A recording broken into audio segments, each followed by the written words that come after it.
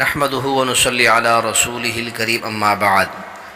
مسجد نبوی میں 40 نمازیں، حج عمرہ کرنے والے جو مسجد نبوی میں 40 نمازیں پڑھتے ہیں، کیا یہ حج عمرہ کا حصہ ہے؟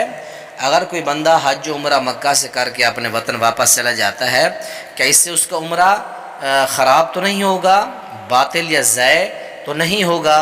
آئیں آپ کے سامنے یہ حقیقت پیش کرنے کی کوشش کرتا ہوں۔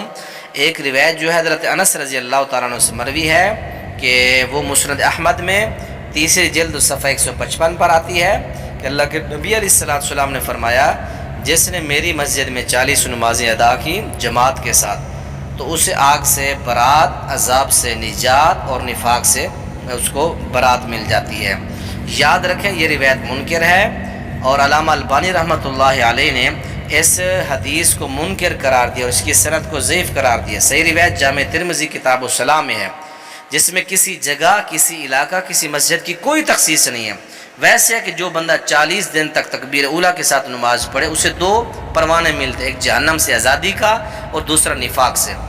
تو یہ معلوم ہوا کہ حج عمرہ مکہ سے کر کے چلے جائیں تو آپ کا حج عمرہ صحیح ہوگا۔ ہاں آئیں مسجد نبی میں نماز پڑھیں، ایک نماز مسجد نبی پڑھیں، 1000 نماز خانہ کعبہ میں ایک پڑھیں تو لاکھ کا ثواب ملتا ہے۔ تو اس لیے اگر آپ واپس چلے جائیں تو اس سے آپ کا حج عمرہ صحیح ہوتا ہے۔ اور یہ 2 روایتیں جو تھی، پہلی روایت جو ہے مسند احمد کی، اس کی جو تخریج ہے وہ بھی میں نے آپ کے سامنے بیان کر دی۔ وہ حضرت انس رضی اللہ تعالیٰ عنہ سے ایک ہی بندہ ہے، ایک ہی راوی ہے بیان کرتا ہے، اس کے علاوہ وہ کوئی اور روایت نہیں بیان کرتا، تو اس لیے وہ پہلی والی روایت سندن ضعیف ہے۔ تو دوسری روایت جو جامع ترمذی کی یہ صحیح درجے کی روایت ہے۔ تو یہ مسئلہ اہم تھا، حجاج کرام مسجد نبوی میں آئیں، نمازیں پڑھیں، زیارات کریں تو بہت بڑی فضیلت ہے۔ لیکن ان 40 نمازوں کو حج عمرے کا حصہ قرار دینا، یہ پیارے پیغمبر علیہ السلام کی کسی بھی صحیح حدیث سے یہ بات جو ہے ثابت شدہ نہیں ہے۔ اللہ ہمیں حج عمرے کی توفیق دے، اللہ ہمیں حج عمرے کرنے کی سعادت نصیب فرمائے۔